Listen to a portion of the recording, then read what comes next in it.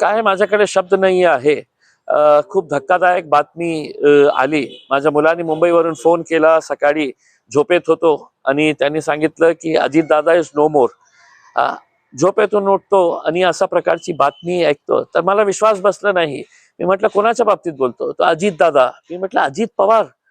तो बोले हा अजित पवार प्लेन ऍक्सिडेंटमध्ये, दुर्घटनेमध्ये त्यांचा मृत्यू झालेला आहे.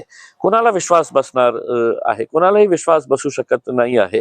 पण जेव्हा त्याची पुष्टी झाली तर आता आमच्याकडे काही शब्द राहिलेले नाही आहे. एका इतका उत्तम कार्यशील ऍडमिनिस्ट्रेटर मला असं वाटत नाही आहे की महाराष्ट्रामध्ये कोणी दुसरा असेल.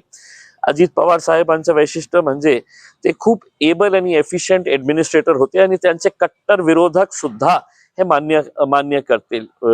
अंग्रेजीमध्ये आपण बोलतो ना वर्कहॉलिक. ज्या माणसाला फक्त काम करण्याची सवय होती, फक्त काम काम आणि काम.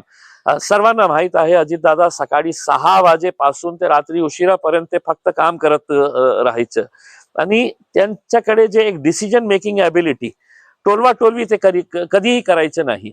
काम होणार असेल तर तुमच्या तोंडात ते सांगणार हो हा हे शक्य आहे, आणि नाही होणार असेल तर ते स्पष्टपणे हे बोलणारा माणूस होता की नाही हे काम शक्य नाही आहे, हे होणार नाही. आणि जेव्हा ते म्हटलं नाही होणार तर ते नाही होणार.